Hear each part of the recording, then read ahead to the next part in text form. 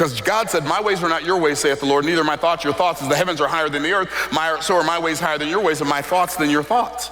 So when I look at things from God's perspective, I have a higher perspective and a clearer view of reality than any other perspective on earth, and that becomes my advantage. And it doesn't matter if I'm using it in the marketplace, or if I'm using it in my relationships, or if I'm using it in my finances, or I'm using it in my health. When I see things from God's perspective, and I have this kingdom awareness because I've yielded to God, and he begins to show me his plan for this thing, now it has to work.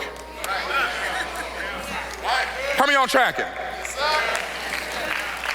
So awareness of the kingdom perspective begins with understanding awareness of the platform. So, awareness of the platform. What is the platform, and when did God set it up? Well, the platform God set up in Genesis chapter 1, verse number 1. In the beginning, God created the heavens and the earth. He established the platform. In Hebrew, it says, in Genesis chapter 1, verse 1, it says, Bereshit bara Elohim et hashamayim va'et haaretz, which is the same thing as in the beginning, God created the heaven and the earth, except in English, there are some words missing because there's no English equivalent to the word et.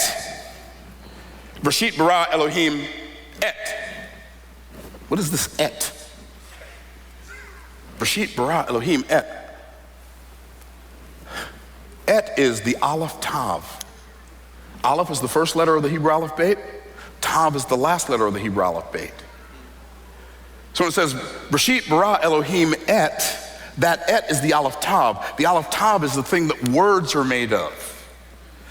And when you have the et in Genesis chapter 1, verse 1, it correlates way more closely to John 1 when it says in the beginning was the Word was God, and the Word was with God, and the same was in the beginning with God, and all things were made by him, and without him was not anything made that was made. And in him was the life, and the life was the light of man, and the light shined in the darkness, but the darkness comprehended it not. But watch what it says in verse 14, and the Word became flesh and dwelt among us. And we beheld his glory as the glory of the only begotten of the Father. That's really fascinating.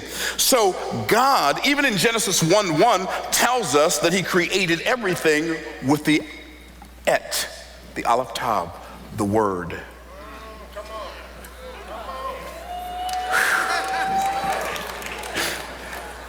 And it says in the beginning, so this is the platform, y'all ready? In the beginning, so that's time.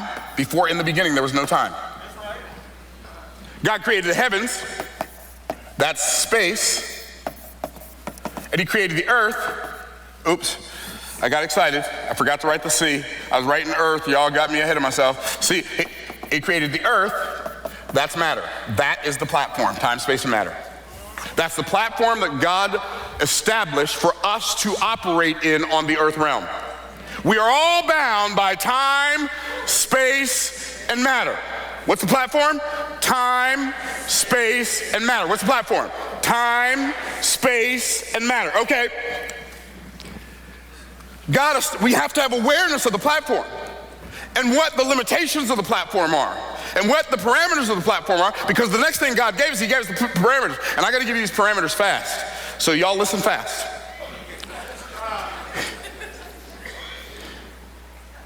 The first thing that God tells, if I said God is, you'd say good. If I say God is, you might say love. If I say God is, you might say omnipotent. But none of those are the first thing God tells us about God. What's the first thing God tells us about God? The first thing that God tells us about God is that he's creative. Why? The first thing God tells us about God is that he's creative, because the first thing God tells us about us is that he created us in his image, which means he wanted us to know from the beginning, from the get-go, that he created us to create stuff and he made us to make stuff.